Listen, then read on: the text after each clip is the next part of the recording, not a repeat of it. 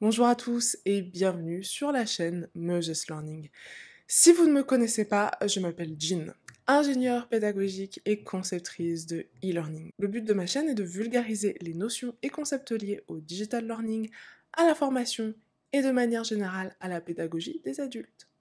Si à la fin de cette vidéo le contenu vous a plu, je vous invite à liker, commenter, partager et activer la cloche des notifications pour ne pas louper mes prochains contenus. Installez-vous bien confortablement et c'est parti pour cette nouvelle vidéo. Une formation présentielle, c'est la modalité la plus classique de formation, celle que tout le monde connaît, à savoir une formation qui se déroule en face à face, en temps réel, dans un lieu physique, à savoir une salle de formation, une salle de conférence, dans une entreprise, etc., avec un formateur ou un enseignant qui dispense le contenu de la formation à un groupe d'apprenants.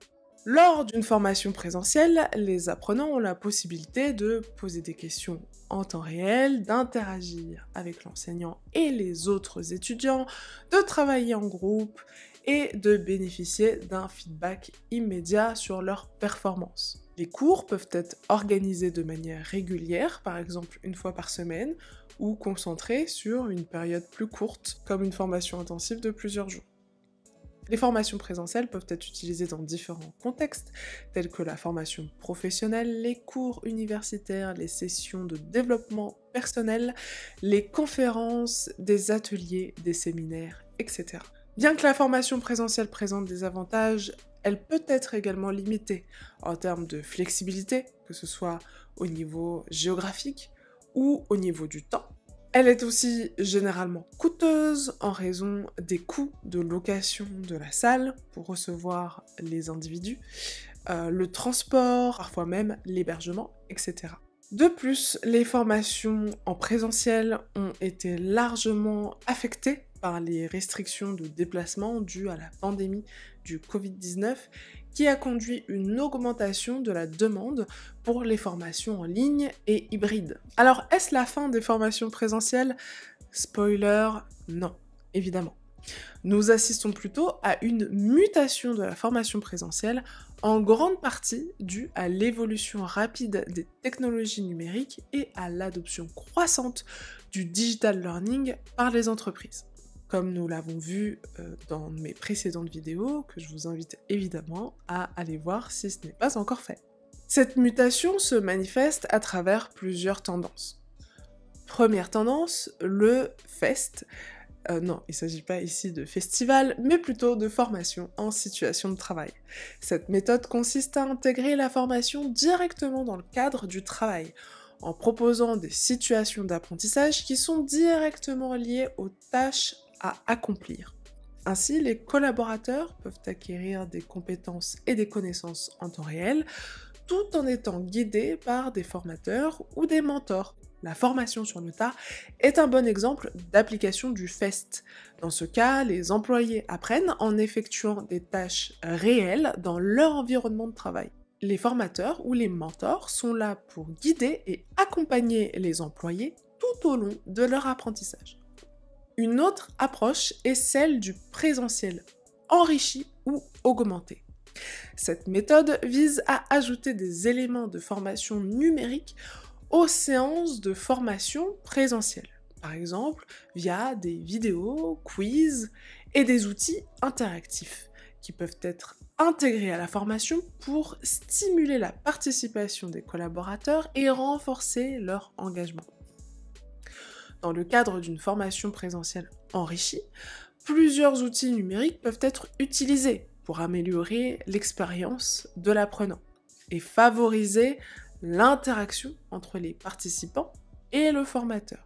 Quelques exemples d'outils à envisager, on a les systèmes de réponse interactive comme les SRI tels que Kahoot, Mentimeter, Clickers, qui permettent aux formateurs de créer des questionnaires interactifs, des sondages ou des activités de vote. Et ces outils permettent aux participants de répondre en temps réel via leur smartphone, tablette ou ordinateur, favorisant ainsi l'engagement et l'évaluation des connaissances. On va avoir ensuite les TBI, les tableaux blancs interactifs, des outils tels que Miro, Mural ou Microsoft Whiteboard offrent des espaces de travail en ligne où les participants et les formateurs peuvent collaborer, partager des idées, créer des diagrammes ou prendre des notes. Ils sont particulièrement utiles pour les activités de brainstorming, la résolution de problèmes ou le travail en groupe. Nous avons aussi des applications de prise de notes collaboratives telles que des outils comme Google Doc, Microsoft OneNote, Evernote, qui permettent aux participants de prendre des notes en temps réel, de partager des informations et de collaborer sur des documents pendant la formation. Ces outils facilitent l'accès aux ressources et à la révision du contenu après la session. Avec la démocratisation du télétravail, il n'est pas rare que certaines formations accueillent à la fois des apprenants en présentiel et certains collaborateurs qui travaillent à distance. Dans ces cas-là, il est important évidemment de nommer des plateformes de communication et de visioconférence au cas où vous avez une partie des intervenants qui se trouvent à distance. Évidemment, je pense aux outils tels que Zoom, Microsoft Teams, Google Meet. Troisième tendance qui révolutionne le présentiel, la classe inversée, qui est également une méthode de formation en plein essor. Elle consiste à inverser l'organisation traditionnelle d'une session de formation en demandant aux apprenants de se préparer en amont en visionnant des vidéos, en lisant des documents, en réalisant des exercices en ligne. Le présentiel est alors consacré à la mise en pratique des connaissances acquises et à l'approfondissement des sujets traités. Ces différentes approches cherchent à répondre à la nécessité d'adapter la formation présentielle aux exigences du monde du travail d'aujourd'hui, en proposant des méthodes plus flexibles, plus adaptées aux besoins des collaborateurs et plus proches des réalités du terrain.